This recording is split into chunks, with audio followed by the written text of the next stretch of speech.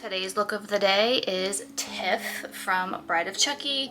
This is a photo shoot I am doing today. It's been on my list for quite some time because I have her tattooed on me. I absolutely love her and I've wanted to photograph her for a very long time. So I put together a nice outfit. We did some simple makeup and I'm going to show you guys how I created this look. I pulled out the Till Death palette by Glam, which is going to be perfect to create the purple smoky eye that I'm going to be going for. Making this very simplistic.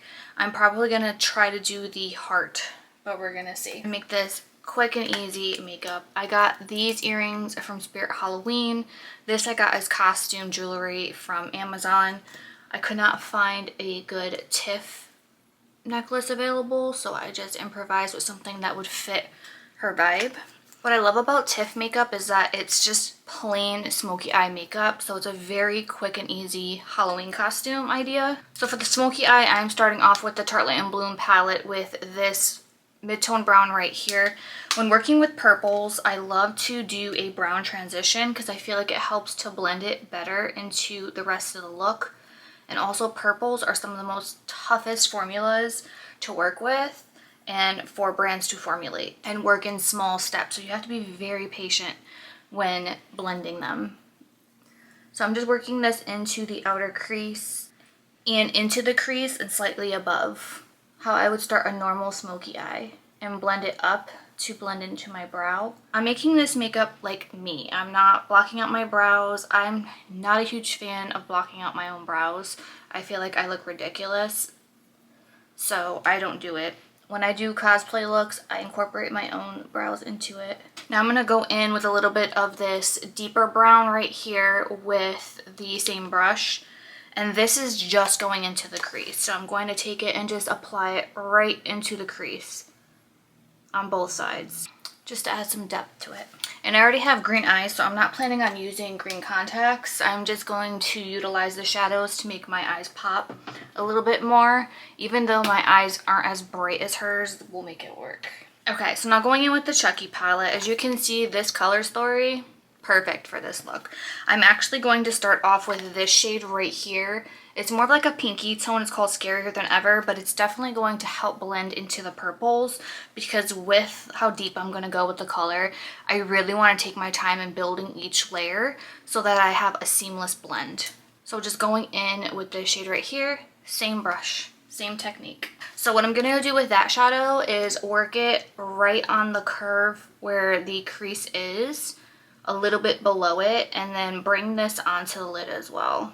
And then once you're happy with where the color is lying, then you can take the brush, no additional product, and start buffing right into the crease. Okay, now we're finally switching brushes. I'm going to go in with another fluffy brush, but this one is definitely more smaller and firmer.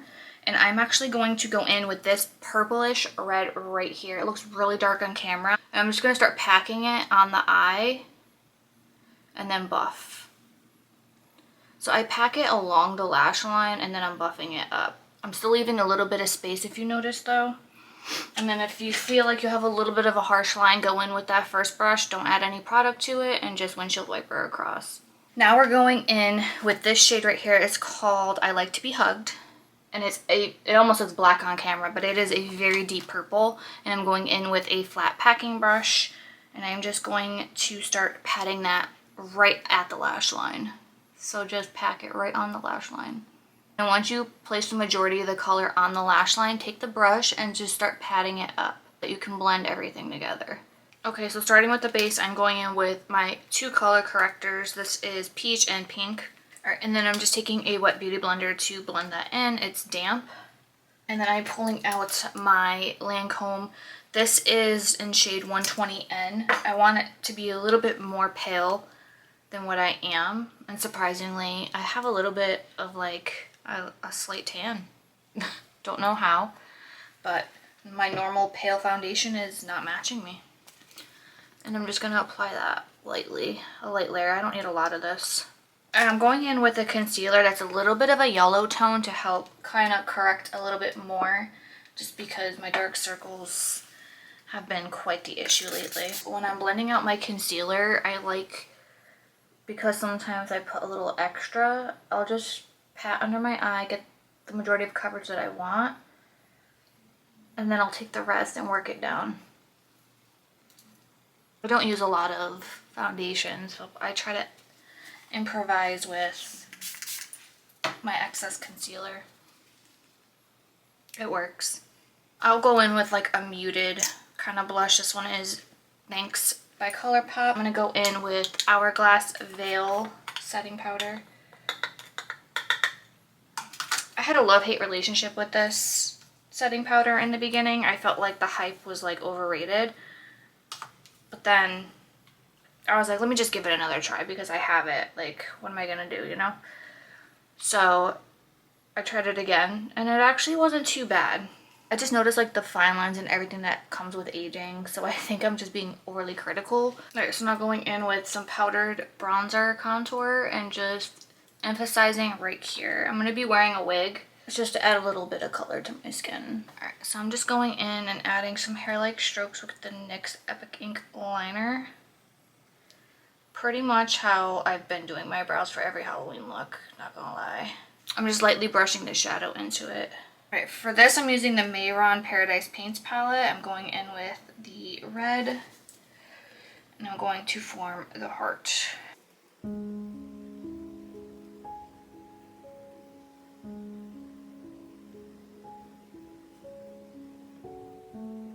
It's coming out like very, I don't know. It's like a messy Chucky, but you know what? I think it fits the vibe.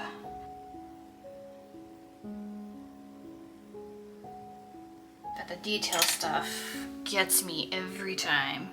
Alright, for the Lippie, we're going in with, this is the NYX Club Hopper, and it's like a purple brown.